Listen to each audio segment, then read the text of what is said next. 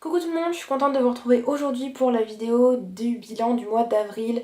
Donc j'ai 4 lectures romans que j'ai faites à vous présenter et 10 lectures manga. Donc on commence tout de suite. Le premier roman que j'ai lu c'est L'Élite de Joël Charbonneau aux éditions Milan dans la collection Macadam que j'ai faite au tout début du mois d'avril et que j'ai vraiment adoré. Donc c'est une dystopie où on suit une jeune fille qui est dans une société où les personnes qui sont sélectionnées pour participer au test et peut-être entrer à l'université sont des personnes qui sont très intelligentes et qui ont un potentiel intellectuel très élevé. Et donc pour pouvoir prétendre voilà, à passer le test et à intégrer l'université ensuite, c'est des gens qui sont plutôt dans l'élite de la société, d'où le nom l'élite. Notre héroïne va se retrouver donc envoyée à ce test puisque c'est pas vraiment elle qui choisit mais plutôt l'État, plutôt les dirigeants. Et elle va apprendre de son père qui a passé lui aussi le test et qui l'a réussi. Elle va apprendre qu'il faut faire confiance qu'à soi-même. Donc déjà le ton est donné dès le début du roman et on sait que tout va pas être vraiment très rose. Elle va tout de suite donc partir pour ce test et elle va tout de suite découvrir qu'il y a des caméras partout et elle va tout de suite se sentir intégrée au test et elle va savoir déjà qu'il ne faut faire aucun faux pas sinon on peut être éliminé de ce test. J'ai beaucoup aimé voilà déjà cette introduction, le fait qu'on rentre tout de suite dans le vif du sujet et qu'on est vraiment mis dans le mystère. J'aime beaucoup l'héroïne déjà, c'est une fille dès le début qui, même si elle est intelligente, qu'elle a des très bonnes notes au lycée et tout ça, c'est une fille qui a une force de caractère assez impressionnante et que j'ai beaucoup aimé pour ça. On voit donc qu'elle va pas se laisser marcher dessus. J'ai beaucoup aimé l'univers et le test tout particulièrement puisque c'est sur ça surtout que se base l'histoire. On démarre donc avec un test plutôt simple, avec des questions de français, des questions de mathématiques, des questions de culture générale sur l'histoire, des choses comme ça. Et les personnes sont éliminées au fur et à mesure, mais on ne sait pas vraiment ce qu'elles deviennent. Et on va se rendre compte au fur et à mesure qu'elles sont peut-être éliminées pour de bon, on ne sait pas vraiment ce qu'elles deviennent, mais on se fait plein d'idées et plein de choses. Et donc ça nous fait vraiment progresser au fur et à mesure de l'histoire. On se pose vraiment beaucoup de questions. Et au fur et à mesure, donc notre héroïne va passer les différentes étapes et ça va être de pire en pire. Les tests vont être de pire en pire et j'ai vraiment beaucoup aimé ça. Ça nous donne vraiment envie de continuer, de lire. Donc je vous conseille vraiment ce premier tome et cette série en règle générale puisque je pense que la suite va être aussi bien. En tout cas, elle est à la hauteur, je pense, de Hunger Games, même si l'univers est moins, je trouve, étoffé et il y a moins de choses. On n'est que en fait dans l'univers du test pour l'instant, mais j'espère que dans le deuxième et le troisième tome, on va découvrir autre chose. Et voilà, donc j'ai vraiment très hâte de le continuer et je lui ai mis 10 sur 10. Pour ma deuxième lecture du mois d'avril, j'ai lu Absence de Lorraine Oliver aux éditions Hachette dans la collection, je crois qu'il n'y a pas de collection. Donc en fait on suit Nick et Dara qui sont deux jeunes filles qui sont sœurs et on apprend dès le début en fait que Dara a eu un accident de voiture et qu'elle a été défigurée et du coup cette jeune fille qui était au départ fêtarde, qui sortait beaucoup, qui avait beaucoup d'amis et tout ça, on va la voir un peu se renfermer sur elle-même et on va apprendre aussi à découvrir Nick qui est sa grande sœur, qui est l'opposé de sa petite sœur, qui est une fille plutôt posée, plutôt calme. Et en fait on va voir au fur et à mesure du roman que ces deux filles sont très complices, qu'elles pourraient pas se passer l'une de l'autre, mais qu'en même temps, elles sont totalement différentes, totalement opposées, et qu'elles s'envient l'une et l'autre. Ce que j'ai trouvé assez bizarre, c'est qu'on alterne donc deux points de vue, le point de vue de Dara et le point de vue de Nick, mais j'ai trouvé que les deux étaient pas forcément en phase et qu'il y avait eu un problème de chronologie ou je sais pas, le temps était mal interprété ou enfin bref, il y avait quelque chose qui clochait en fait dans ce roman et on dirait que le point de vue de Dara et le point de vue de Nick se passaient pas en même temps puisque dans cette histoire on suit un peu on a surtout des flashbacks, surtout des retours en arrière concernant leur ancienne vie, concernant qui elles étaient et tout ça, pour apprendre vraiment comment elles se comportaient, quelle était leur relation, des choses comme ça. Et puis à la fin, il y a le retournement de situation qui fait que finalement, on comprend pourquoi il y avait autant de choses qui clochaient en fait. Je le sentais bien dans l'écriture, pas dans l'écriture mais plutôt dans la manière de raconter, dans... Il y avait des choses qui allaient pas en fait, qui me chiffonnaient. Et finalement, grâce à ce retournement de situation, j'ai compris pourquoi. Et effectivement, ça donne un peu son sens à tout le reste de l'histoire. Donc c'est un livre un peu spécial, que j'ai plutôt bien aimé, donc je lui ai mis 7,5 sur 10. Ensuite, j'ai lu Les Cœurs Brisés, le tome 1, donc le premier tome d'un diptyque de Amelia Kahané aux éditions Robert Laffont dans la collection R, qui était un livre plutôt du genre dystopique. On suit une jeune fille qui, depuis qu'elle est toute jeune, elle fait du ballet, enfin, elle fait de la danse, et elle veut devenir ballerine, et elle passe des heures tous les jours dans la salle de danse. Ses parents, c'est des gens qui sont très bien placés et qui sont très riches, et du coup, elle a toujours eu une enfance en or. Par contre, ses parents ont choisi pour elle un petit ami qui s'appelle Will, et qui est très important pour la suite de l'histoire, mais pour ce résumé, je vais pas forcément vous en parler. Et, donc elle a plutôt une vie plutôt joyeuse, même si Will n'est pas forcément une personne à qui elle tient vraiment, mais plutôt voilà, une personne par obligation qu'elle est obligée de sortir avec lui. Et un jour, elle va se retrouver à aller dans le sud de sa ville, qui est un quartier où il y a beaucoup de crimes, où il y a beaucoup de problèmes.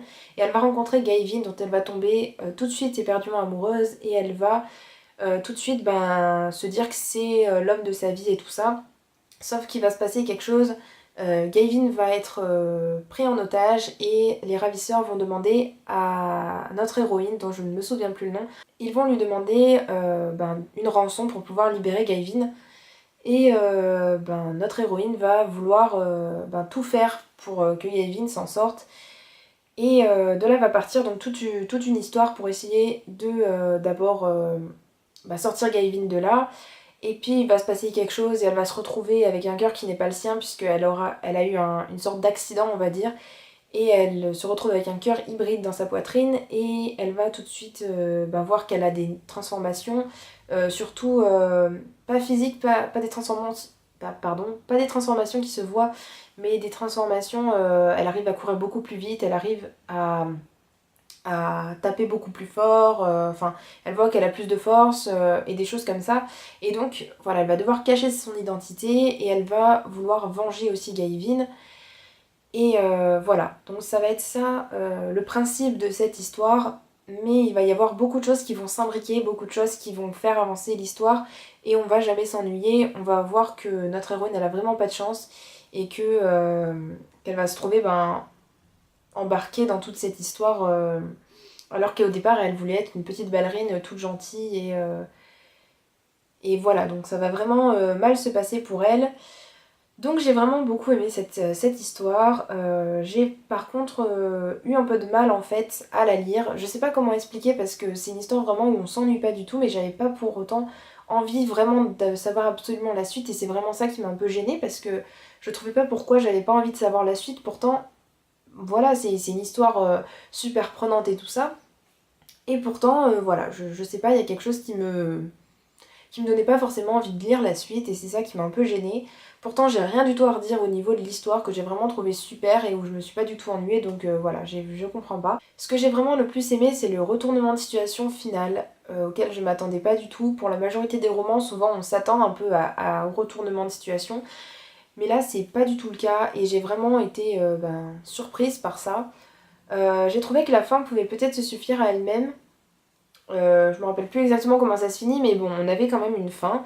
Et donc, voilà, je sais pas vraiment ce qui va se passer dans le deuxième tome, mais s'il est aussi prenant que le premier, c'est sûr que je le lirai. Et voilà, enfin, c'est vraiment une histoire assez complexe que j'ai vraiment beaucoup aimé, donc je lui ai mis 9 sur 10. Donc le dernier roman que j'ai lu, c'est le tome 3 d'Orphan, Le message de la lune de Claire Gratia aux éditions Rajo. Donc c'est le dernier tome, j'ai déjà lu le tome 1 et le tome 2 il y a à peu près 2-3 ans, quelque chose comme ça. C'est pour ça que vous n'avez pas vu ce livre sur ma chaîne. Mais c'est une histoire que je voulais pas forcément acheter, donc le troisième tome, parce que les deux premiers déjà m'avaient pas plus captivé que ça. Mais comme j'ai l'habitude de continuer mes séries et que là j'avais déjà les deux premiers tomes, je me suis dit bon, je vais finir cette série avec le troisième tome que j'ai emprunté à la médiathèque. Comme ça au moins ça sera fait et j'aurai plus à parler de ce livre-là. Donc cette histoire parle d'un garçon qui s'appelle Marin, qui un jour va partir à l'école et il va dire ouais, j'en ai marre de tout le monde, vous m'embêtez et tout, voilà, j'aurais voulu être orphelin. Et il va tomber sur un site internet, je sais plus trop comment ça va se passer, mais il va arriver sur un site. Et là, c'est un site qui est fait exprès en fait pour lui, il a l'impression. C'est un site qui lui dit oui, voilà, vous avez toujours rêvé d'être orphelin, de pas être embêté par votre famille, de vivre seul, tout ça. Sur le coup, il va se dire que c'est bien et il va un peu suivre toutes les instructions de ce site et il va se retrouver en fait emprisonné dans un univers parallèle et il va rencontrer d'autres enfants, d'autres adolescents du même âge que lui à peu près dans cet univers parallèle aussi et voilà, il va finalement se rendre compte que c'était pas si bien que ça et voilà, en gros pour le point de départ de cette histoire. Mais finalement, en fait, on se rend compte qu'il y a beaucoup de choses qui gravitent autour de ça. Comment a été créé l'univers parallèle. Enfin, pas plutôt comment il a été découvert, par qui, euh, pourquoi la personne utilise ces univers parallèles, pourquoi elle a kidnappé ses enfants, comment ça se passe dans cet univers parallèle, parce qu'il y a des choses assez spéciales, notamment, par exemple, cette lune, je crois que...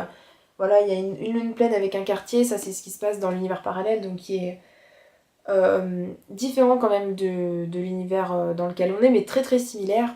J'ai trouvé que l'idée de base était plutôt bien, mais la façon dont c'était traité, j'ai trouvé que c'était vraiment fouillis et j'ai vraiment eu du mal à me mettre dans l'histoire, que ce soit pour le tome 1, le tome 2 ou même celui-ci. C'est ça vraiment que je reproche, c'est que j'étais complètement perdue en fait les trois quarts du temps et que entre tous les noms des personnages qu'il y a et tout ça, ben voilà, c'est enfin, je sais pas, il y a un blocage avec ce livre, je comprends pas. En fait, comment dire, ce livre est surtout basé en fait sur trois points de vue, puisqu'on va se retrouver donc le point de vue dans l'univers parallèle, le point de vue dans l'univers normal, et le point de vue du méchant, plus ou moins entre guillemets. Et on va aussi avoir la journaliste qui va un peu fouiner, qui va un peu chercher les mystères, tout ça, enfin bref. C'est les points de vue vont un peu s'entrecroiser, vont un peu se retrouver à certains moments et tout ça, donc c'est pas des points de vue comme dans certains romans où il y a un point de vue sur deux, enfin un chapitre sur deux, c'est un point de vue alterné. Donc là c'était très compliqué de savoir où on était, premièrement, et de se remémorer qu'est-ce qui se passait auparavant, et voilà, enfin bref, c'était super compliqué à comprendre. Et il y a beaucoup de questions que je me posais et qui finalement j'ai trouvé qu'ils n'étaient pas forcément exploités. Euh, donc voilà, j'ai trouvé que c'était pas du tout un livre qui était fait pour moi. Donc voilà, j'étais très déçue, mais je voulais quand même le finir. Et j'ai trouvé que la fin était un peu vite expédiée. Et comment dire, et c'était pas vraiment compliqué de s'en sortir finalement. Donc voilà, je sais pas trop quoi penser. Enfin, c'est vraiment un livre que j'ai très très moyennement aimé. Et donc, dites-moi en commentaire, surtout si vous l'avez aimé, parce que moi je pense que je suis passée à côté de la plus grande partie du livre. Et donc je lui ai mis 5 sur 10. Donc voilà pour les romans que j'ai lus. Donc maintenant on passe à la partie manga. Donc d'abord j'avais lu Ibichouchou le tome 2 et le tome 3 de Sou Morishita aux éditions Panini Manga. Donc pour petit rappel, c'est Suiren qui est une jeune fille très très mignonne qui va rencontrer Kawasumi je crois et qui est un garçon qui est très timide avec les filles et donc tous les deux vont avoir une attirance l'un pour l'autre mais ils vont pas vraiment pouvoir le montrer puisqu'ils sont très très timides l'un envers l'autre. Et dans le tome 2 et le tome 3, ben, on voit déjà qu'il y a un petit rapprochement et Suiren fait son possible pour parler avec Kawasumi parce que c'est une fille qui ne parle absolument pas. Donc j'ai vraiment aimé ça voilà, qu'il y ait déjà un petit quelque chose et que les personnages commencent déjà à se rapprocher. Donc voilà, pour le tome 2 et le tome 3, ils étaient super comme le tome 1. Donc je leur ai mis 9. Ensuite, j'ai lu les 5 derniers tomes de Peace, donc le tome 6 au tome 10. J'ai fait une vidéo review, mais je sais pas si je l'ai postée, donc je vous le mettrai en barre d'infos si je l'ai posté.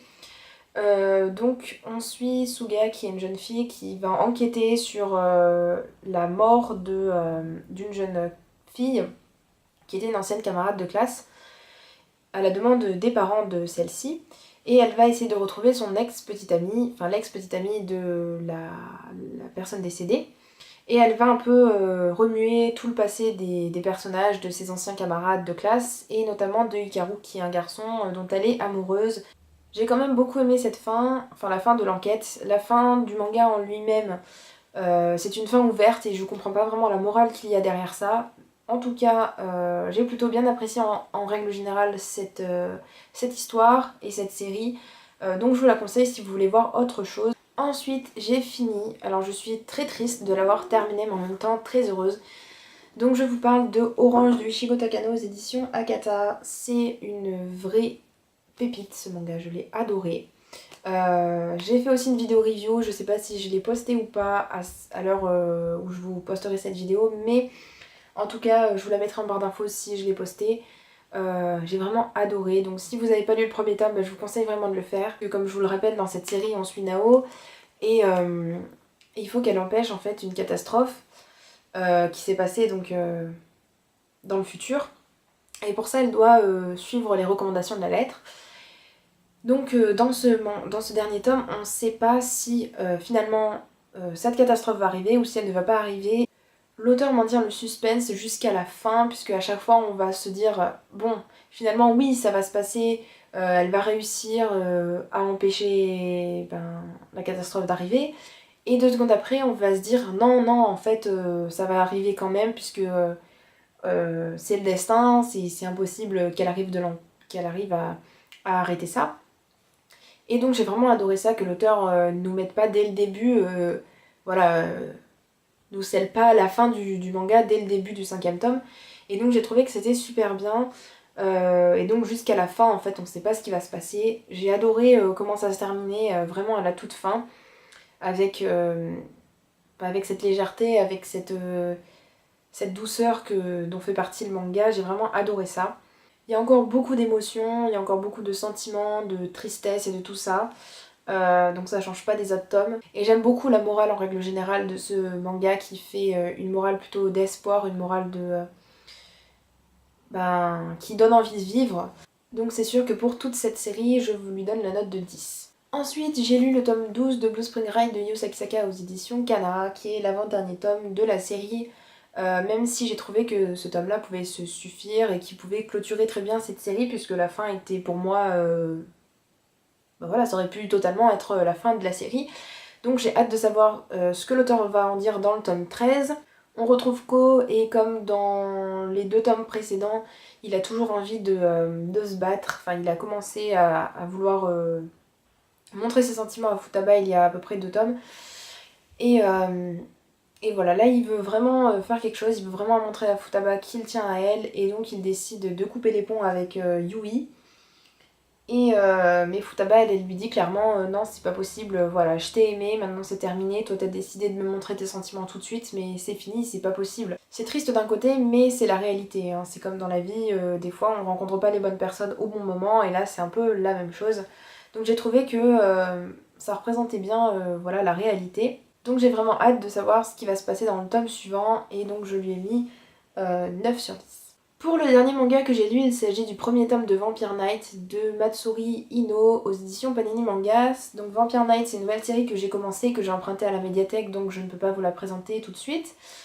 Mais je vous ferai une vidéo présentation bien sûr comme d'habitude pour les nouvelles séries que j'entame. Donc pour cette nouvelle série, j'avais un peu peur puisque comme je vous le disais dans mon book haul, c'est une série qui parle de vampires et c'est pas franchement quelque chose qui m'intéresse dans les shoujo, enfin c'est pas ce que je recherche. Et je sais pas, j'étais pas vraiment tentée par ça et finalement j'ai plutôt beaucoup apprécié ce premier tome. Donc on suit une jeune fille qui s'appelle Yuki qui a été recueillie par le directeur d'une école suite à la mort de ses parents. Et cette école est un peu spéciale puisqu'il y a la day class et la night class. La night class c'est la classe qui est réservée aux vampires et la day class aux humains. Et donc Yuki avec Zero qui est un garçon humain comme elle, ils vont tous les deux avoir pour rôle de séparer ces deux clans pour éviter aux humains de savoir qu'il y a des vampires parmi eux. Dès le début on sait qu'il va y avoir un triangle amoureux entre Kaname qui est un vampire au sang pur et qui donc dirige un peu la night class, et Zero qui est comme je le disais le personnage qui est le coéquipier de Yuki et qui est un humain. Mais comme vous le savez peut-être, c'est pas vraiment quelque chose qui me gêne et je trouve que ce triangle amoureux va peut-être être intéressant. En tout cas, pour le moment, il ne me gêne pas plus que ça et je pense que ça va donner un peu de peps et voilà, que ça va un peu entraîner toute cette histoire. On voit aussi qu'il va y avoir du danger, qu'il va y avoir beaucoup de sang, puisque déjà dans ce premier tome, il y a le sang coule à flot. Donc voilà, moi j'aime pas trop le sang d'habitude, mais bon là, je pense que ça va bien se passer. Donc pour ce premier tome, c'était plutôt une bonne découverte. Et donc je lui ai mis 9 sur 10. Merci d'avoir regardé jusqu'au bout. Je sais que elle est très très longue, donc voilà. Mais j'espère qu'elle vous aura plu quand même. Et dites-moi en commentaire si vous en avez lu certains. Et dans ce cas-là, ben, ce que vous en avez pensé. La prochaine fois, il y aura encore plus de mangas, donc ça risque d'être encore plus long, mais j'essaierai de raccourcir au maximum. Ou sinon, je ferai peut-être une vidéo manga, une vidéo roman, ça dépendra. En tout cas, voilà, ben, je vous dis à bientôt pour une prochaine vidéo. Ciao ciao!